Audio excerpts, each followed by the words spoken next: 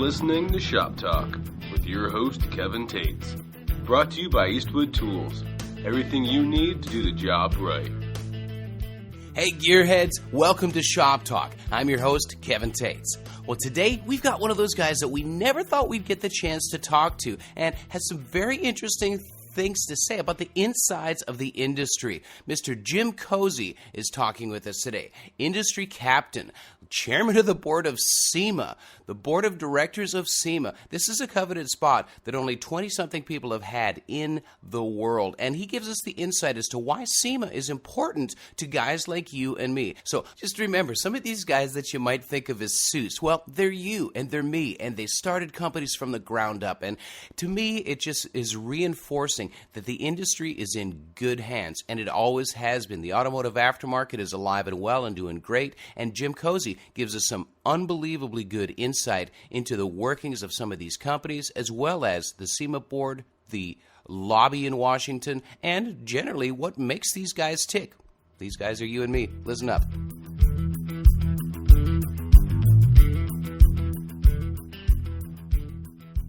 Hey, Gearheads, you're listening to Shop Talk. I'm your host, Kevin Tates.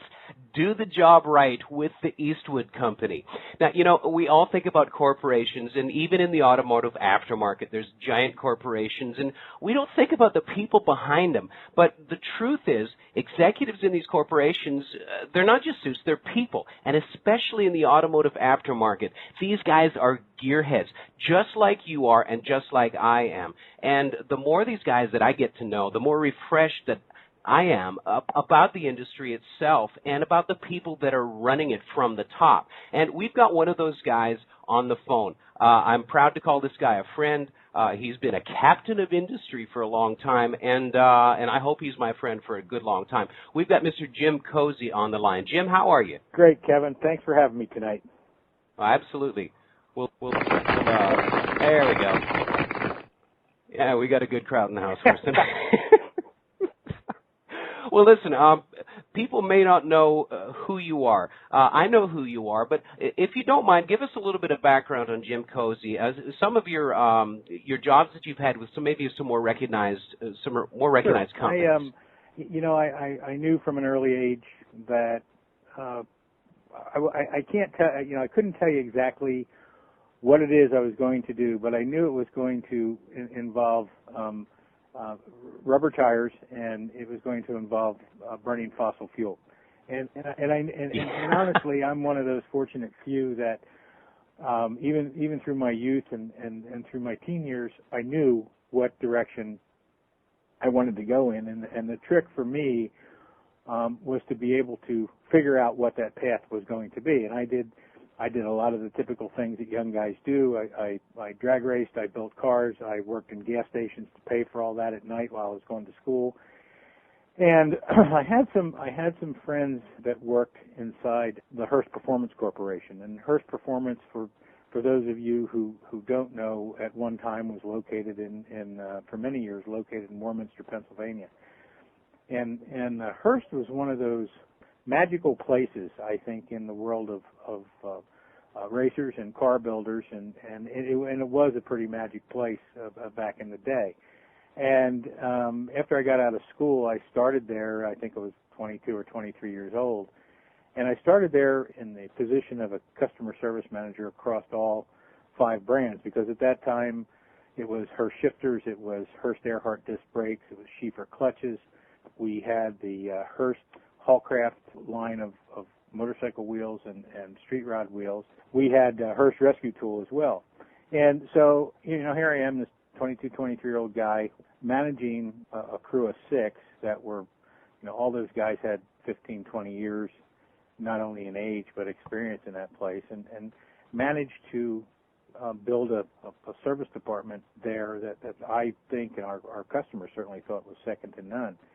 And all through that realm, I had different responsibilities, and it's really where I learned the business. Let me stop you for a sec. You said something really interesting. You said you were a young guy in around people with 15 years of age and experience on you. Now, from my experience, that elevates me. That brings me up to their level, and at least lets me aspire to their experience. Like, it's a really great situation. It did. It was one of those things that honestly you can imagine walking into that situation, not only being the new guy, but the new guy kid fresh out of school that thinks he knows it all. And you know, the other thing was I respected those guys. I respected what they knew. I learned from them. I learned a lot, and I think all of them sensed that for me, and that, you know, leadership was something that I've been fortunate to be good at over the years. And I think they sensed that, and we had our time sometimes in terms of age and experience separation. But boy, when it was all said and done, we had a heck of a team, and our goal was to certainly build the best products we could build, and take care of the customer who was a Hurst or a Schieffer or a Hurst Earhart customer. And in those days, remember the you know, part of our customer base was, you know, the whole field in what was Winston Cup and Grand National at the time. Every one of those cars had Hurst Earhart brakes. Every one of those cars had Hurst shifters in them. And, you know, from the drag race side, the same things. I think one of my first assignments was to go to Daytona and work the pits down there with one of the shifty doctors that some people may remember the name, Howard Misalis. And Howard taught me a lot as well. But what all of a sudden what started happening was, you know, I'm standing there just looking around in awe, and, you know, here comes Bobby Allison, and you know, here comes Cale Yarborough, and here comes all these names, and I'm sitting there, and what hit me right away is, I mean, you look at the accomplishments that all these guys had, but at the end of the day, they're just guys. You know, they sit there and they talk, and they have the same challenges that we all have. And so I was very fortunate at a very early age to get to know these people and understand how the business part of what they did worked. And so even at a fairly young age, I think I was 23, so 33, when I left there as the director of marketing for at the time a $66 million corporation. And I was pretty proud of that achievement. But, you know, as things happen in the business world, the company was sold and it was moving someplace else. Right. You know, I had put 10 good years in there, and I thought, well, you know what, it's time to look for a new challenge. And so that's what I did. But to put a finer point on the Hurst part of my career, I learned a lot there. I still am in touch with a lot of people that are still there. I see Howard once in a while, and I certainly see Linda now and again. I was going to ask you. I think you and I ran into Linda last year at SEMA, and what a sweetheart, man. Yeah, we did. And she still remembers my wife's name and my kid's name, and she hasn't seen them in probably 20 years. But wow. So Linda's still out there doing what Linda does. So that, I think, like anything, Kevin, I think that it there has to be a foundation into things that you embark in your career or in your hobbies or whatever it is, and that was a real foundation for me. Well, that sounds amazing, man. I mean, I can't imagine being in the pits at Daytona with the icons, those guys. I mean, holy crow, Jim. That's an amazing body of experience to build off of, and to have access to those guys, just like you said, just being real guys and gleaning that information and looking, you know, reading between lines and hearing between sentences. I'm sure your eyes and ears were open at those times, weren't they? Absolutely. I always looked at myself as the student rather than the teacher. And years later, I think the role may have changed a little bit, but I never stopped being a student. Anything that I embark on, I try to learn something new, and that's served me well. I mean, you know, one important part of the whole Hurst era and its history. Yep. I'm sure that, you know, everybody knows the iconic Hurst Oldsmobile. And what a lot of people don't know is that, you know, Hurst was instrumental in building the original 50 Superstock A automatic Hemi Cudas and the original 50 Superstock A automatic Dart for Chrysler, and they built them in Ferndale, Michigan. And those cars rolled off an assembly line and into a Hurst. Hurst had a factory in Detroit at the time, and built those cars. And then from that, as they got into the specialty car business, you know, the Hurst Olds is and there was a series of Hurst automobiles. If you remember, there was the letter series Chryslers that I think made it up to about a G model. Hurst Olds, there was a Hurst Grand Prix.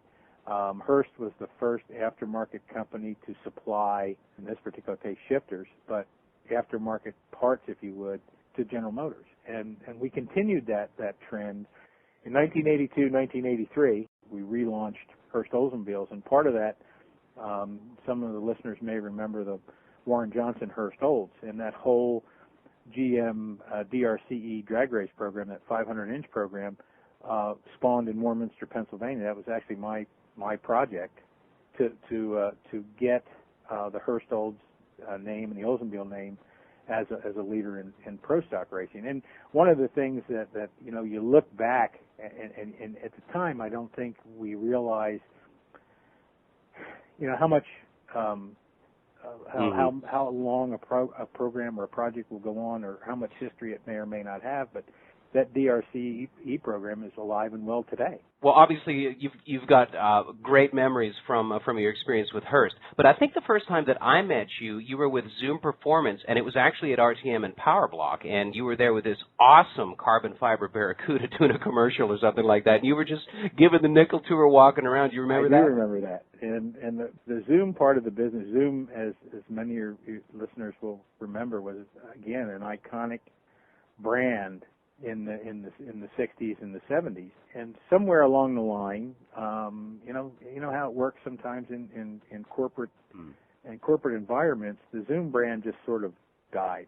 They let it go away, and there was still some product out there. But around 2005, I got a phone call from the president of Perfection Clutch.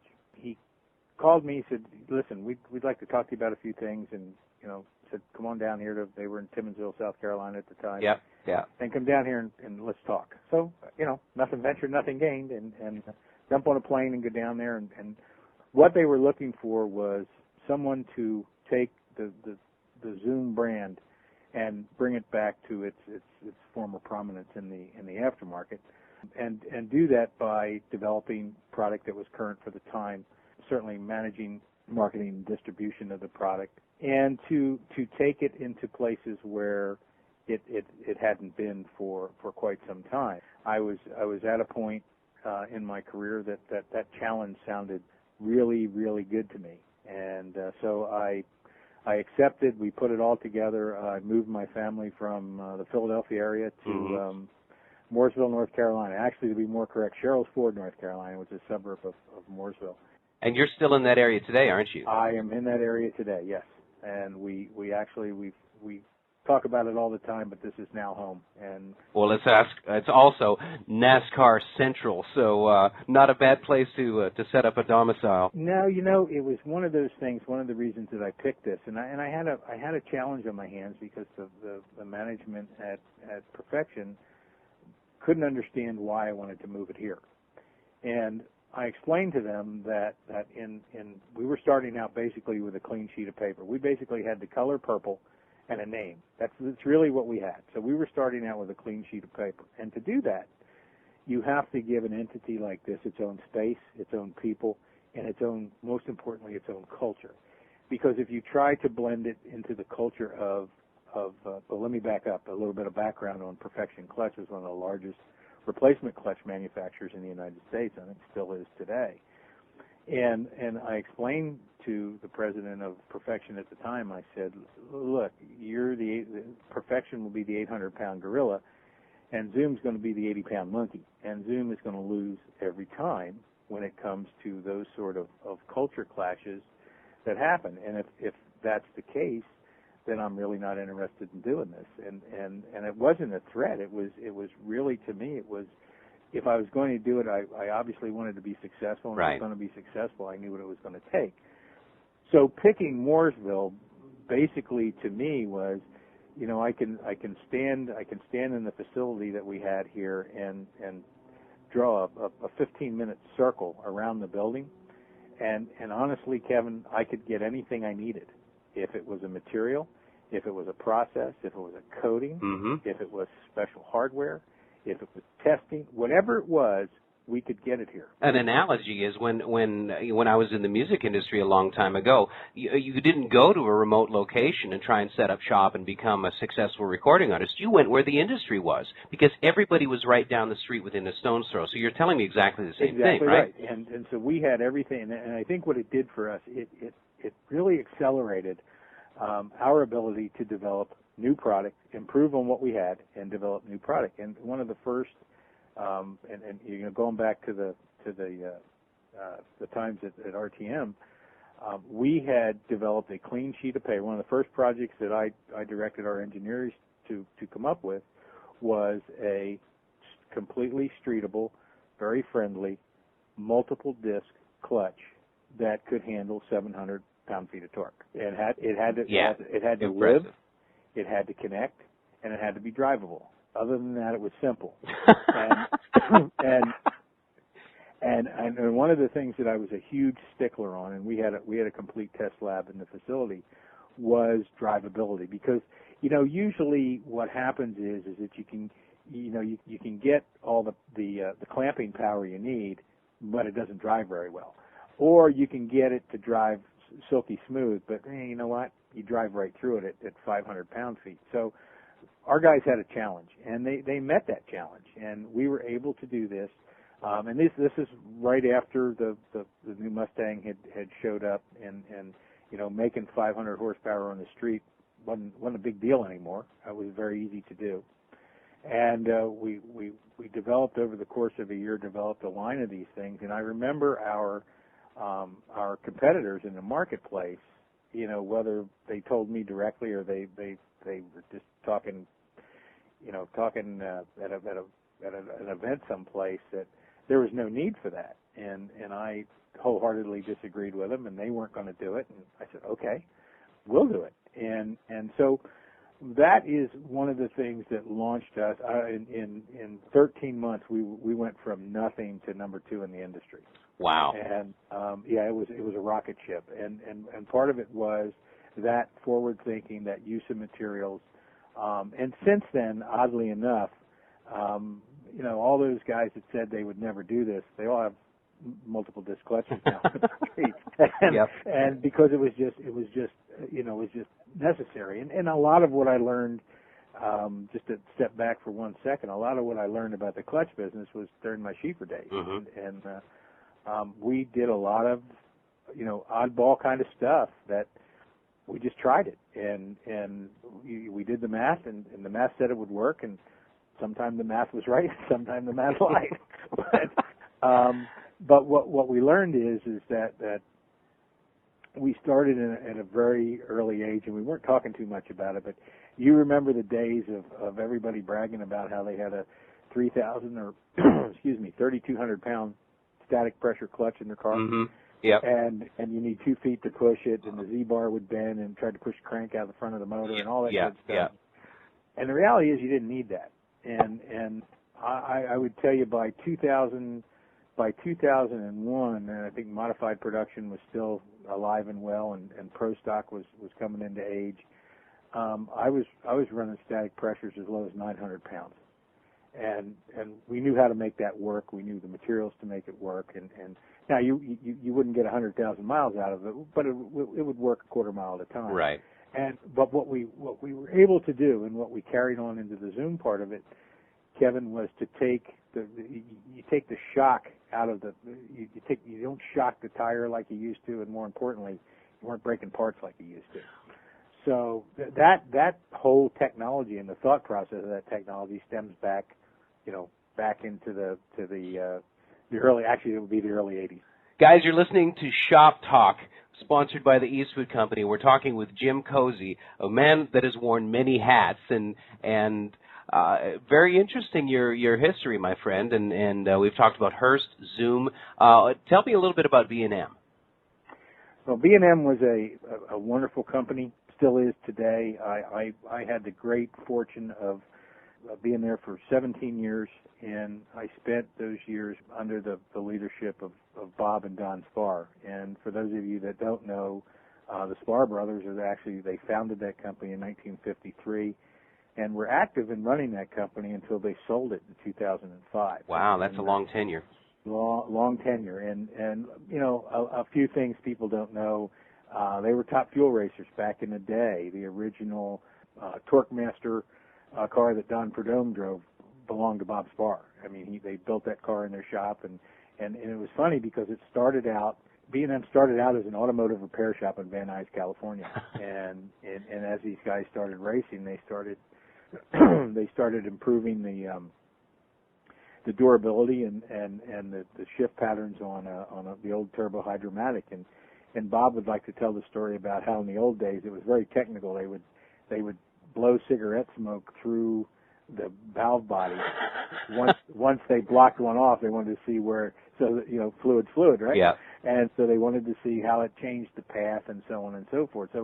So B&M, very storied as Hurst was, expanded into transmissions and torque converters, again in the drag race, and the famed J converter that was so popular with Chrysler guys in the late 60s, early 70s. That all came out of Van Nuys, California. But B&M, like many companies, grew, expanded. It expanded its product line, expanded its distribution.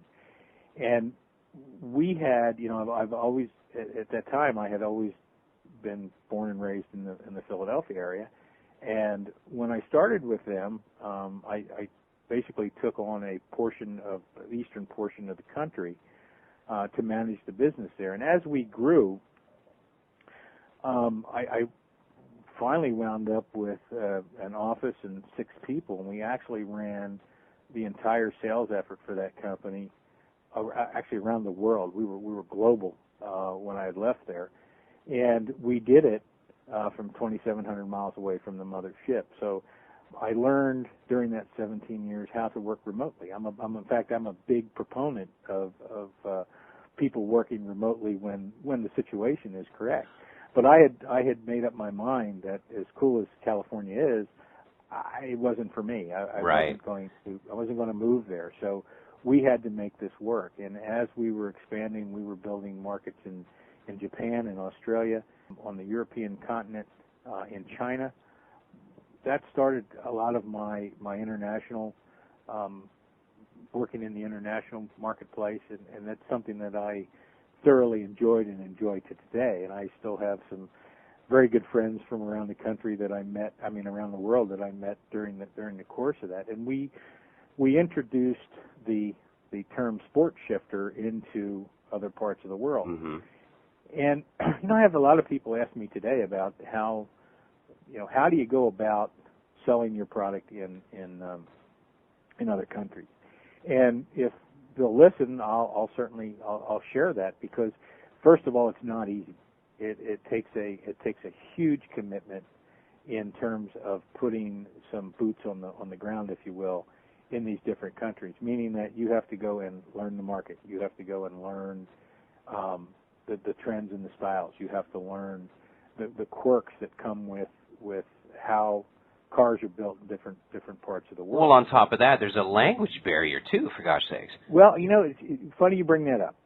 Yes and no. Here's one thing that I learned, Kevin. I don't care where I go in the world. Okay. Everybody speaks hot rod. Every car guys are car guys, man. I'm telling you, it doesn't change. And I mean, standing at a tuning show in Bologna, Italy, even with a translator, I mean, we could make it happen. And so, we all of a sudden we learned all these new things. We learned, okay, the instructions have to be multi-language wherever they happen to go. We have to design parts that fit the cars that are there. A lot of companies will think if they take the products that they have, that they sell in the United States, and take it elsewhere in the world, it's going to sell. It's not. I mean, you'll sell a couple, but it does not build a market. So we learned to go through all that. We had some very good partners in the European continent that helped us with that, and I will always cherish that part of my career. And while we were doing that, we were also developing parts in the drag race business, and we were working. One of my projects was to get some sort of a specialty car project that B&M could hang its hat on. And typically they were tough to get into. There were certain things you had to do by OE manufacturer standards that you typically wouldn't do in an aftermarket company. But we aimed high and we went for the Ford GT, and we got it. We managed to build the shift system for that car, and I can remember going to Detroit on several occasions and sitting in a room with a table that I don't know how big it was. It was huge by large, and we would sit there with every supplier, representative from every supplier on that vehicle, and we would actually make changes on a screen real time. So you could take and say, okay, this is going to fit here by our measurements, and you could stick it in on the screen and say, nope, we're a 16th off, or we're this off, or we're that off. And that's another piece of history that well, it's a very sophisticated car. I remember the cutaway at the Ford booth at SEMA, where you could literally walk between the two halves of the car. And oh my gosh, the engineering that went into that chassis, man, it was just unbelievable. It was incredible. And some of the Ford engineers, and this is where I really get a kick out of this business, and why I really never wanted to do anything else. And the guys that were working on this car from an engineering standpoint. Guess what? They were car guys. Guess what? They were building stuff in their garage, just like, you and I build stuff in our garage. And they had a little more sophisticated way probably of engineering some parts, but the fact of the matter is they were just car guys. And we had a really good time in that program. It wasn't easy. There were times when you get up in the morning and go, this thing's going to go crashing into the ground and turn into a heap of smoke. But we just persevered, and we wanted to make it happen, and I always look for the unobvious. It does. If that makes sense.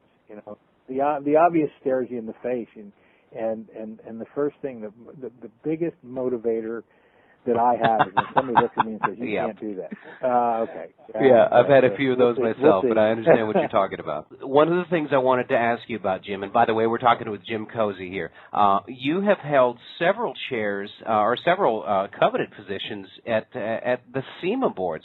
And if you could, tell us a little bit about that. I mean, I am a SEMA member as a manufacturer with Paint Education, and I'm very proud of a lot of different aspects of SEMA, and it's very important to me to be a part of that, even if it's only paying my dues so those funds can go to all the wonderful things that SEMA does, SEMA PAC, SEMA.org, everything that SEMA represents, I believe, is so important for our industry. And you, my friend, have had a driver's seat in that organization. First, tell our listeners what your title was. I was chairman of the board of SEMA in 2007, 2008, which is an elected position, and that position is elected by the membership at large. So at the time, we had 6,500, 7,000 member companies throughout the world, and that body is who elected me to lead that organization. And that was one of those things that in 1996 there was the council system as it is today within SEMA. There's the board, and then there's councils that work with different segments of the marketplace. There was a new council that was being started called Motorsports Parts Manufacturers Council, which lives and flourishes today. And I joined that council. You could just join at that particular time. And in one term on the steering committee, I was elected the chairman of that committee. And like anything, I don't take those things lightly. So I said, look, if I'm going to put time into this, we're going to make some things happen. And a lot of what grew out of that tenure was, the sectionalization of the SEMA show as it is today grew out of that time. The MPMC Media Trade Conference, which is still held and has a waiting list every year, that grew out of that time under my leadership of that council. And that sort of result, I think, got some people's attention, and I was asked to run for the SEMA board, which I did, and was elected to that board for 3 terms. And during those 3 terms, I also chaired things like the show committee, we had an international task force that started to spread the SEMA the SEMA organization into different markets in the world, and we'll talk a little bit. Well, about I also that want to say too, Jim, that the years that you're talking about that you were chairman, those were challenging years not only for the aftermarket industry but also for SEMA. So you sorry to interject, but you had your hands full, man. I did. You know, it's funny. A lot of times, you know, one of the things that continues, that always amazes me about that chairmanship is that SEMA's been around since 1963, and there's only been 23 or 24 people on the face of the earth that ever held that position. Yeah. There's not many of us, and you know, it ebbs and it flows. And when I was elected, the second year I was chairman is when the bottom fell out of the economy. And so when some of my counterparts before me and after me got to do really cool stuff, I got to make some really hard decisions. We had massive budget cuts. We had to adjust headcount. We had to do a lot of things to make sure, because I looked at it as my job was to make sure that this organization survived and flourished and was there to serve the members. And out of all that, the SEMA show has grown stronger than ever. It truly is the number one automotive trade show on the face of the earth today.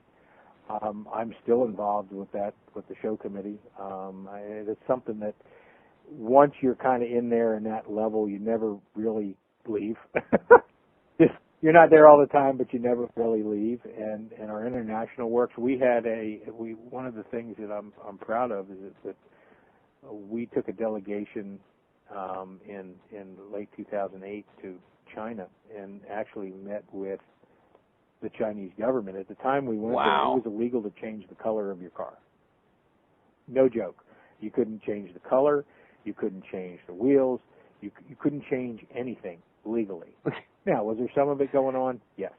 But our goal was to meet with the Chinese government and say, look, if you can, you know, and they were actually having some problems because it was getting out of hand. So if you manage this and you put laws into place that are responsible, but allow people to do what they want to do with their automobiles and their vehicles, you'll be able to control this in a lawful manner. And so we came away with 655, I think it was, product categories, not products, product categories that were now deemed legal to use in the country of China, regardless of where they came from. That's a hardcore communist bloc. You know, that's moving mountains, man. I mean, it was sitting there, you know, eyeball to eyeball with the Minister of Commerce. This was the stratosphere, man. I had never been quite that high, and you know, the whole team of us, I think we did really well. We knew coming out that wasn't the end of it. We knew coming out that it was going to take multiple years to happen, and in fact, it's.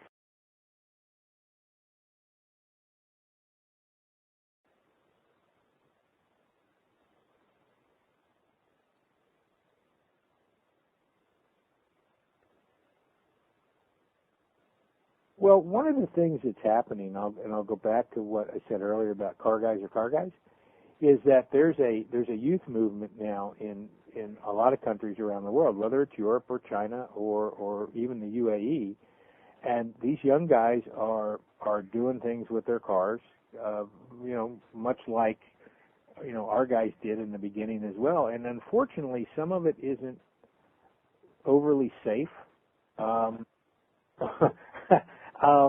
And some of the modifications are, you know, the last thing you want is for this sort of activity to, you know, hurt people or worse. And so one of the things that's stemmed out of that whole movement that we started under my leadership was that instead of knocking on doors now to countries saying, can we help you, countries are now coming to SEMA and said, can you help us? Yeah.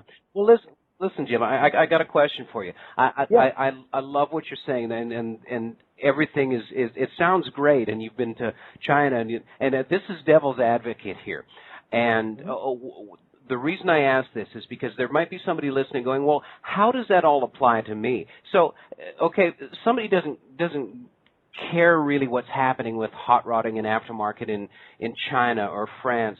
He's going, all I know and all I'm ever going to know is what's going on here. So why does SEMA matter to me? Why is SEMA important to the listeners that are listening to this podcast right now, Jim? And why is it important that you're going overseas? And why is it important that SEMA even exists? So let's go on the gut right there. So what's a short answer on why somebody should be proud of SEMA? Why does it matter? Well, first of all, you don't get the short answer. You're gonna get the medium long answer. Okay. Simply this. I think that if you talk to anybody in the United States or in the world for that matter that is either a SEMA member or has heard of SEMA, and you ask the question very simply, have you ever heard of SEMA? And they'll say, oh yeah, they have a great trade show in Las Vegas every year. That's absolutely correct. They do. What most people don't see, Kevin, is that it's the great unseen that hot rodders and people that adore the freedoms that we have in this country with their vehicles. Every day, during my chairmanship, every day, there were at least 125 pieces of negative legislation. Thank you, sir, for saying in play. Thank you for going down this road. Whether they were federal or whether they were state. And I can tell you some of the state stuff was something as simply as some kid drove by a senator's house one night with loud mufflers, and he goes in and says, you know what, we're not going to allow loud mufflers anymore, bam. Well, the team in Washington, D.C., and those guys are the great unsung heroes of what we all do, believe me when I tell you. That's one thing that when we were making adjustments and budget cuts in terms of everything turning down, that place didn't get touched because it was that heated, and still is today. But here's what happens: is that the SEMA staff, whether it be the legal side or in Diamond Bar, now have become so good and knowledgeable at not only writing legislation, but creating relationships. Because any business you're in, right, Kevin? It's relationships. It's relationships. Yeah, absolutely. Yeah. So our relationships on the Hill are stronger than they've ever been. Well, we have a motorsports caucus made up of both sides of the floor that is in excess of 100 members today. And actually, it's, I touched on language barrier when you're talking about overseas. Literally, in this country, you have to speak lawyer if you're going to speak to somebody on Capitol Hill and tell them why intellectually an exhaust dB level law or a wheel and tire size regulation doesn't make any sense. And a guy like me, my buddy that soups up his off-road Jeep or puts a supercharger on his Mustang, he has no idea how to approach these people, and those people have no interest in hearing what he has to say. So the fact that SEMA is up there commingling with the enemy and speaking their language, able to communicate and talk common sense, because, people are people at the core of it. And when you get down to the level of actual communication, to me, and correct me if I'm wrong, but that's where the SEMA lobby is so important in Washington. One of the things that I would just urge everybody listening to this, take to heart and listen to this. It doesn't take very much. It doesn't take a lot of letters. It doesn't take a lot of phone calls to get a congressman or woman, or a senator interested in your cause. If you have 10 buddies that all send a letter, it will get some traction. It will get some views. So it's that little I'm not going to say that little effort, but that little bit of momentum will help. Yes, it will. We've seen it time and time again. It doesn't take a lot. Because remember now, you've got a senator or you've got a congressman that are looking to, one of the things that they have to always remember is they have to get reelected. And so part of what they have to do is they have to serve the people. I'm not saying that 10 moves mountains, but I'm saying 10 to 12 will get attention. You send 100, yeah, that's sirens going off. Right. And I would challenge anybody in this hobby or this business that couldn't get 100 people to write a letter that's so simple to do. Mm-hmm. You can write it online. Your local car club, Yeah, your local. Well, that's why the SEMA Action Network, SAN, is made up of car clubs knitted all over the country. And when we did the math on the reach of SAN, if we were able to take every car club and every person in that car club that would do something, would write a letter, would make a phone call, it's in excess of 1 million people. Mm-hmm. That's huge. I mean, that will move mountains. So there is no such thing as a voice that's not heard. I would just urge everybody to remember that, and if they need any help, SEMA.org, and you can look up the contact for the Washington office, and Steve McDonald and the guys down there would be more than happy to help you, guide you through to what it is you want to do. But back to your original question, it's showing lawmakers the error of their ways. Mm-hmm. Okay, and that's not to say that everything is always one-sided and we're always right. But the fact is, when you have what I would refer to as frivolous legislation, because somebody got twisted up about a loud noise or a car that was sitting too high or too low or whatever the case may be, the frivolous part of it is what we have to help them understand. And you always find a middle ground, something that is good for both sides, obviously. So that's what SEMA does. And through all this, and I'll answer the second part of your question, through all this, we've been able to put together for lack of a better term, a law package. You could waltz into Brazil and say, here you go. Yeah. This is how it works. Now, the cars would change probably, and maybe wheel and tire sizes would change. Some things would change. But the basic foundation of the laws governing what people do to their cars is already there. So we are finding it as an organization. The cool part is we're working it. I don't want this to sound ominous in any way, but you get to work it from both ends. Yeah. You're working at the consumer end, if you would, the constituent end, and you're also working at it from the lawmaker end, and that is some really powerful stuff. I mean, when you look at the anti-scrap law that went through a few years ago, I mean, that was Senator Ben Nighthorse Campbell carried that one on his back and got it done. Uh-huh. If he hadn't have got that done, okay? If he hadn't have got that done, that 52 Ford Club Coupe sitting behind your garage could have been you could have just been court ordered to take it and smash it because it was done. That was the law. That's the kind of frivolous things that we have to continue to work, and I can tell you this, we're not going to run out of things to do. I know, I'm sure. Every day it's something new. Well, and it's not just things like that. This whole industry is knit together. I love the way you said that earlier. It's knit together with mom and pop small businesses. You've had your own small business. I've had my own small business. My wife has a small business. Everybody I know has, if they don't have one themselves, they do business with somebody that's a mom and pop shop. And that's what SEMA is made up of. That's the whole hot rodding industry. And we lose sight of that sometimes. And the importance of these businesses being able to stay alive and not be regulated into the ground. And that, it's not just EPA regulations, it's regulations on parts. For instance, bumper height laws, bumper style laws, headlights. Look at all the aftermarket headlights. All these things, it all factors in, it all trickles into these other aspects. It's all knit together. So it's not just important. I would say it's vital that we have a voice in Washington. Well, consider this. If you look at the SEMA show, it's very easy for people that have certainly seen pictures of it or better yet have been there. But it's very easy to walk in there and you see all this glamour and glitter and cool hot rods that you haven't seen before and large booths. But here's the fact. The fact is that out of 8,000 companies that are already registered to do the SEMA show this year. I don't know the booth count at this point, but I'll tell you this. 80% of the booth space in SEMA is made up of 10 by 10 companies. 10 feet by 10 feet.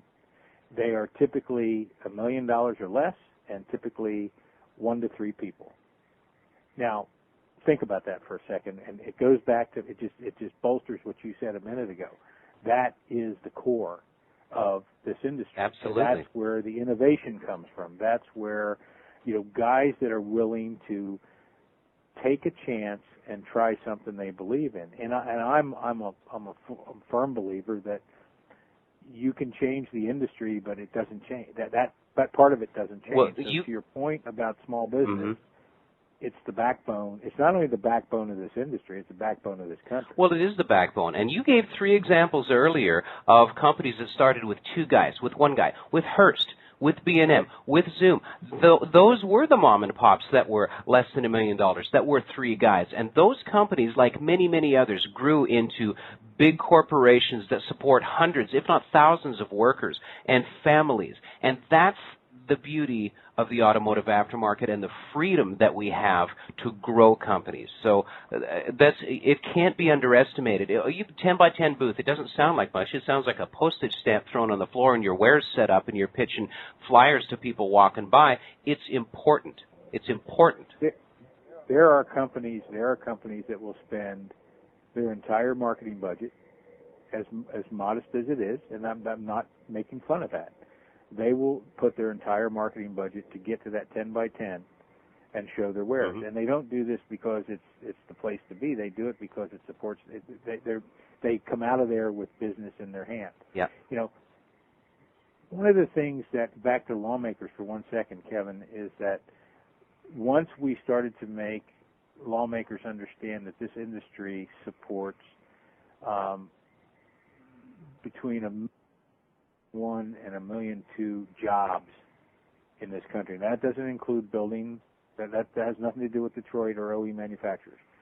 The part of this business supports north of 1 million jobs in this country. Now, yeah, that's major. That's major. When we're talking about, you hear the news reports of, another 50,000 jobs were added, and that's a good thing. That's a drop in the bucket compared to what you just told me. Well, but it's powerful stuff, Yes. and because the industry is spread across the whole of the United States, there's not the GM tower to look at, so to speak. To put it in context for somebody trying to get their arms around this industry, I mean, you think about it. In its heyday, it was $38 billion a year at retail. $38 billion. All right. That was now. This is cold hard fact. It was bigger than the bottled water business. Okay. It was bigger than the athletic shoe business. It was bigger than the toy business at retail level. And what I'm trying, it was bigger than the movie industry. So all these things that people look at that are so huge, and then they look at some guy sticking a camshaft in a car, and go, what's that? Well, back to all knitted together. Yep. It's a pretty powerful group. Yeah. So guys out there that are listening, you can be a part of that powerful group. You don't have to pay the dues. Pay attention. Don't pay money. Give it your time.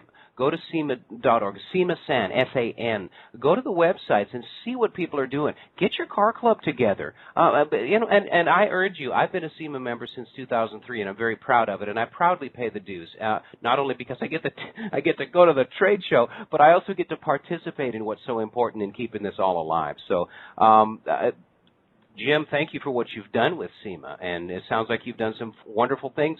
And you're one of those guys, one of the hundreds of guys that have done things on our behalf. So collectively, I just want to say thanks on behalf of everyone. Well, I think that everybody that jumps in and I always laugh about, the problem is we don't know how to put our hand down. Put me in, Coach. But there is a dedicated group of people. The SEMA Board and how it's governed is changing today, and changing for, in my opinion, the better of the industry. It's shrinking. It's getting smaller, as it should. You can get more done. It's more nimble.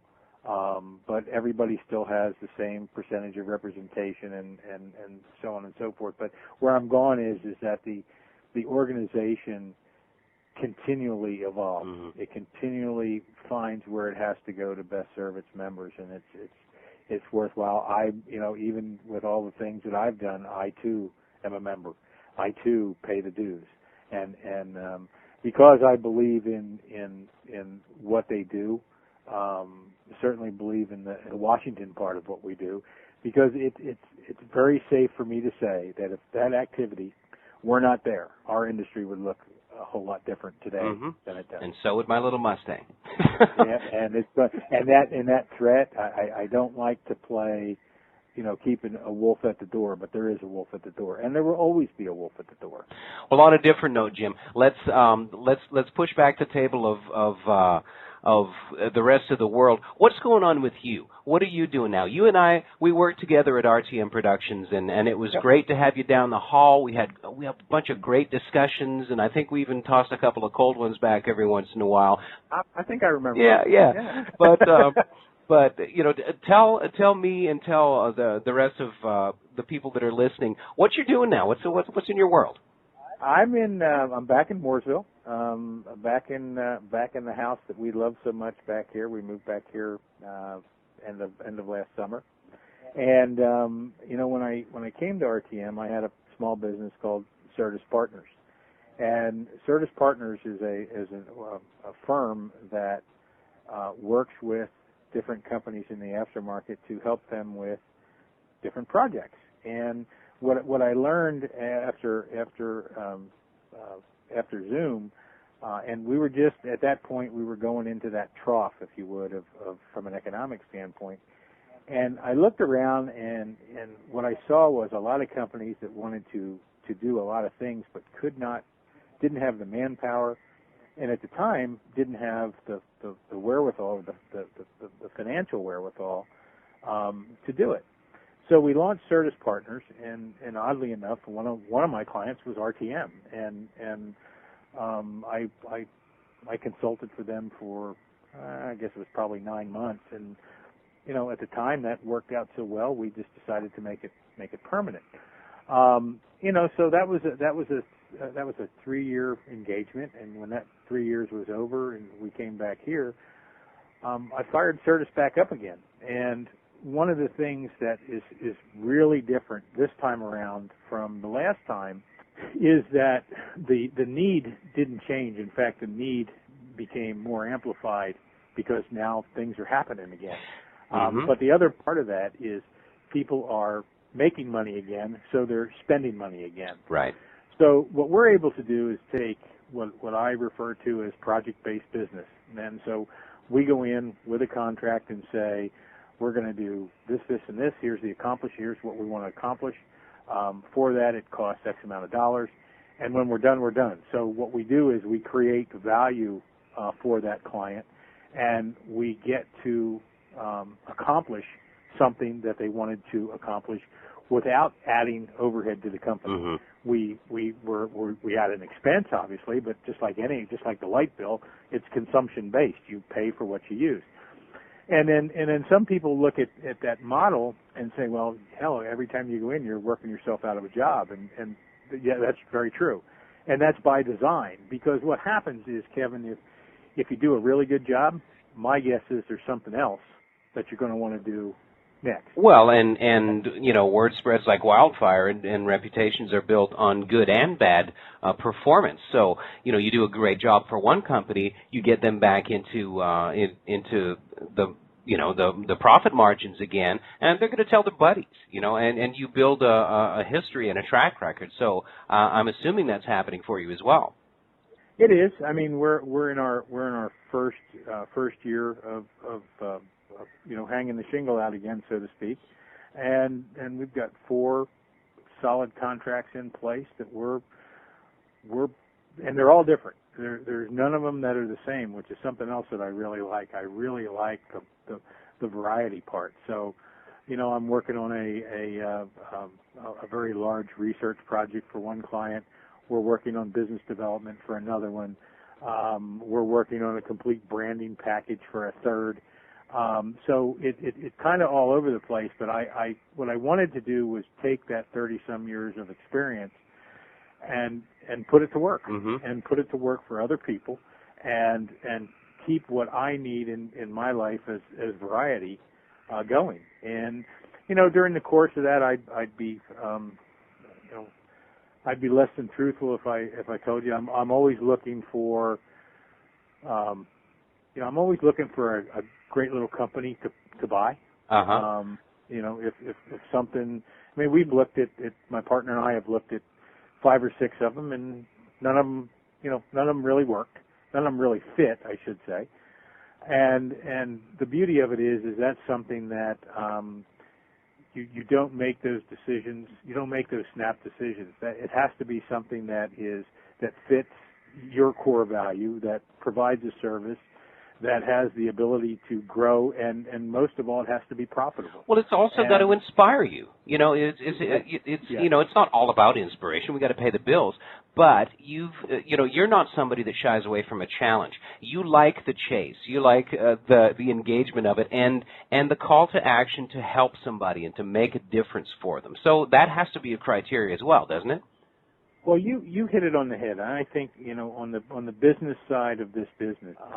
A lot of people in this world are not as fortunate as you and me. In terms of I've always told my kids growing up that, unfortunately, your dad's not rich, so you're going to have to work. And so one of the things I'm going to tell you is you go find something that you love to do, because if it's what you love to do, you'll never, I hate to be cliche, but you'll never work a day in your life. Well, cliches are based on truth, so. Yeah, and I have been fortunate. I have looked in other areas, in other industries, and frankly, they were completely uninspiring. Nothing wrong with them. They just didn't wind my watch. Yeah. And this still does. I mean, I can sometimes be sitting in my office and, the guys down at Turner Scott Racing or got a truck, a Camping World truck up on a dyno making pulls. Yeah. You know what? That's inspiring to me. Yeah. And always has, always will be. And, we live in an area here that is filled with, there are little shops and craftsmen in this whole Mooresville, Charlotte, Denver, North Carolina, this whole area, because it's been a hotbed for the NASCAR teams. There are a lot of guys that have come and gone through that door, and that's not a job you do forever. Yeah. You're not chasing weekends for forever. There's a shelf life. Yep. There's a shelf life, and there's a physical aspect of it, but that talent never goes away. And I've seen some stuff being built here that is incredible. Some of your listeners may remember that that blown Hemi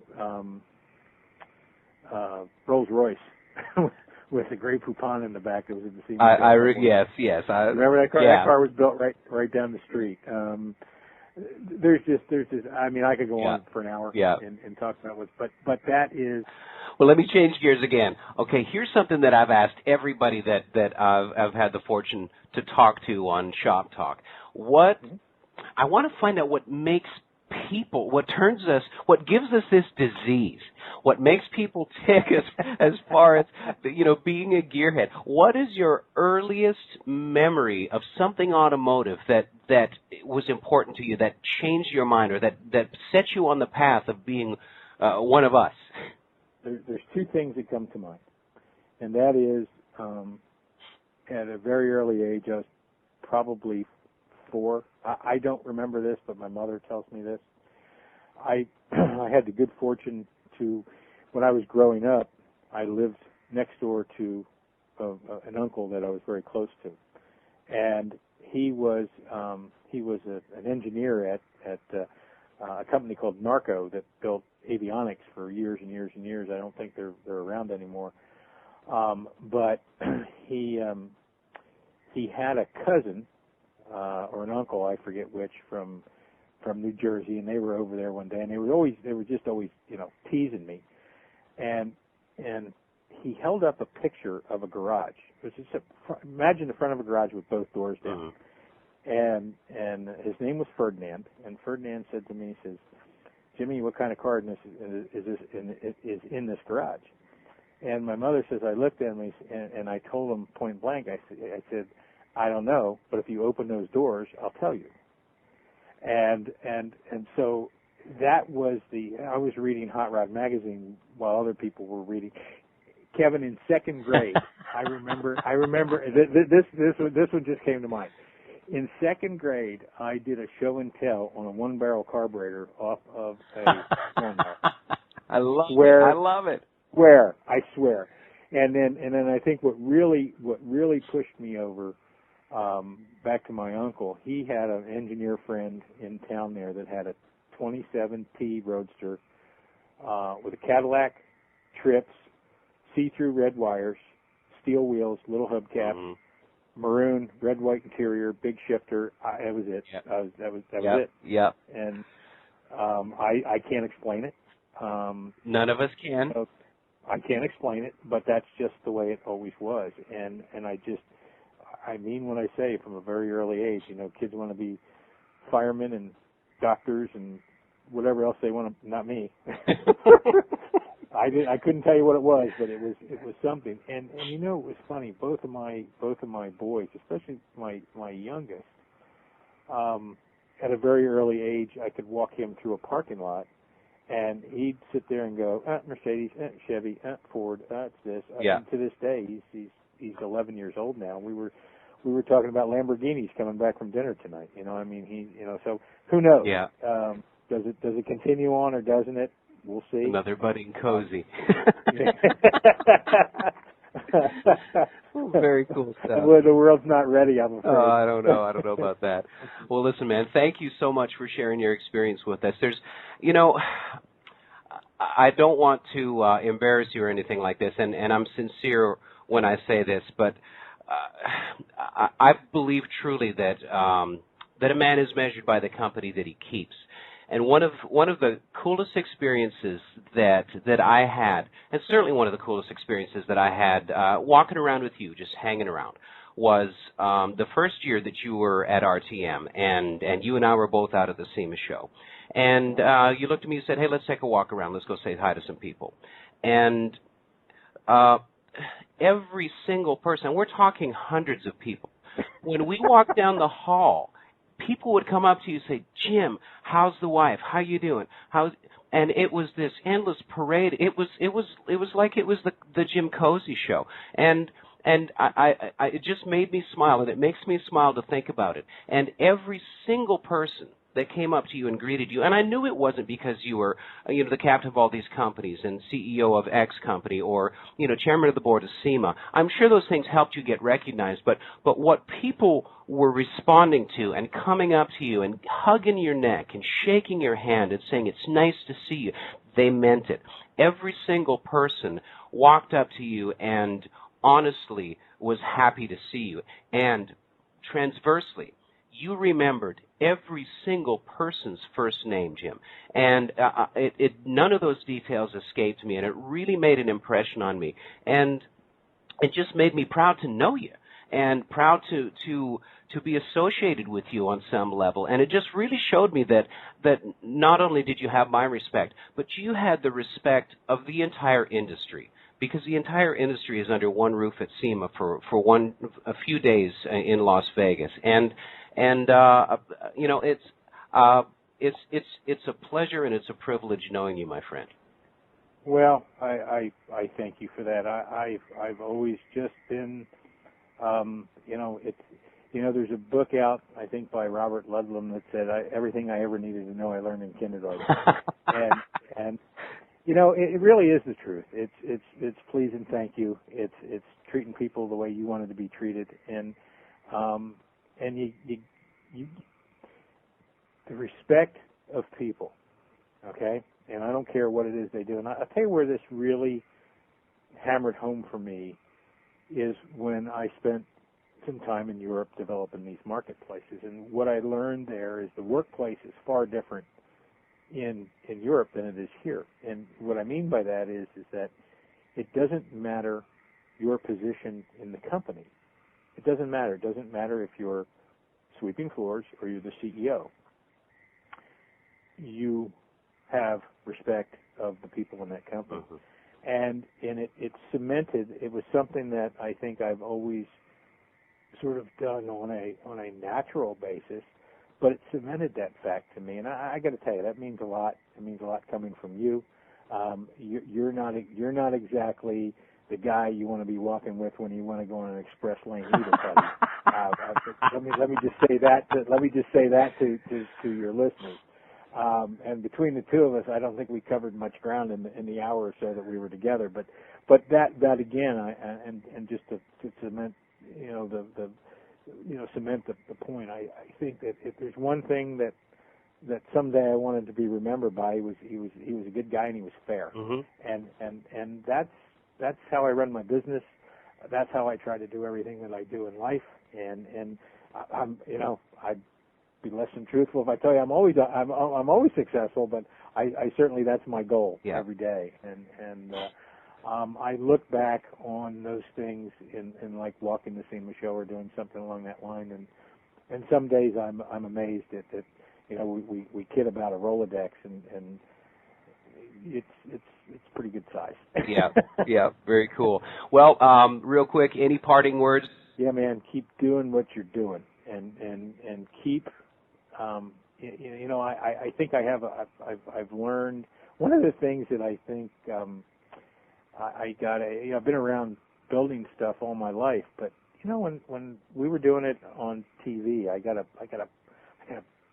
think a stronger appreciation for what you can do, not just what you see on television, but what people can do on their own. Mm-hmm. And I don't sit here and pretend to have a favorite of anything. I mean, I'm sitting here jonesing for a new Corvette or a Z28 Camaro as much as I am for a 32 Roadster and everything kind of in between. And that's just, that's part of what drives everybody, is that lust of wanting it all and knowing that the reality is you can't have it. Mm-hmm.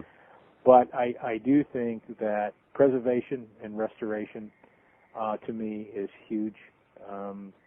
I'll sit here and give a little shameless plug here real quick. I sit on the board of an organization called the Collectors Foundation. And the Collectors Foundation, its basic job is to raise money to award scholarships to young people that want to learn the restoration business, whether it's cars or boats, or we've even had some people in the trolley car industry learning how to rebuild wooden structures and that sort of thing. I'm proud of that. I mean, we've awarded almost $3 million of scholarships in 3 years, and every one of them is they've learned that first of all they've learned the craft. Whether they carry on or not, that we lose track of that, obviously. But here's the more important thing: we have people that know these skills inside out, and they're not getting any younger. And not to be morbid, but especially some of the brass car stuff and some of the real early stuff.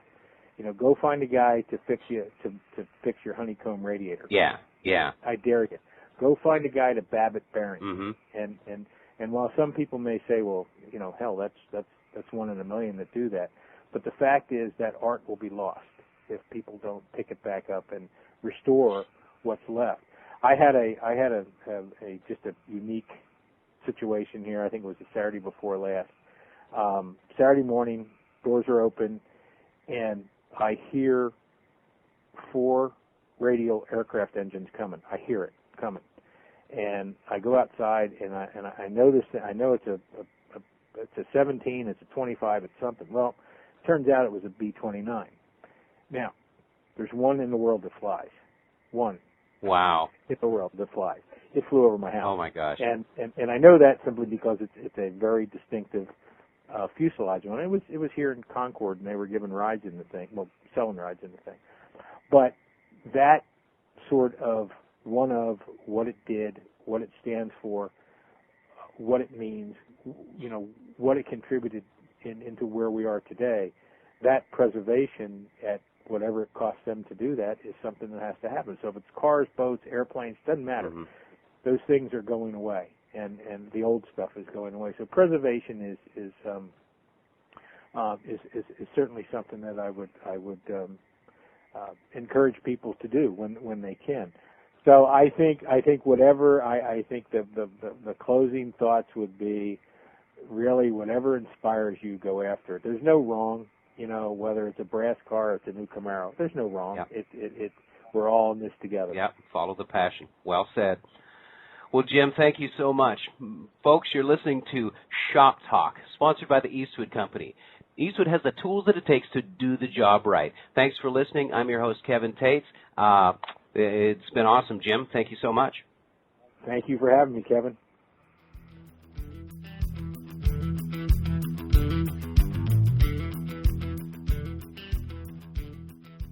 There you have it from Jim Cozzie. These guys are all willing to share their time and give you and me an insight into what it is that they do and how they can affect the rest of us and, quite frankly, the rest of our lives when it comes to the automotive hobby, because these are the guys that are protecting us up in Washington.